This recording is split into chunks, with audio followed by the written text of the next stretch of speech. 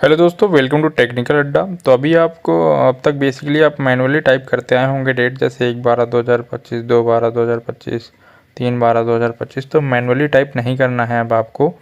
आप क्या करेंगे, जिस डेट से आपको शुरू करना है वो डेट आप टाइप करेंगे। उसके बाद उस डेट पे सिलेक्ट करके आपको Alt+H+F+I+S आपको ये टाइप करना है। उसके बाद आपके पास जो पॉपअप आएगा यहाँ पर आपको कॉलम सिलेक्ट कर लेना है। उसके बाद डेट सिलेक्ट कर लेना है, डे सिलेक्ट कर लेना है। स्टेप वैल्यू को अपने वही रहने देना है और यहाँ पर स्टॉप वैल्यू में आपको वो वैल्यू डालनी है जहाँ तक की डेट आपको चाहिए।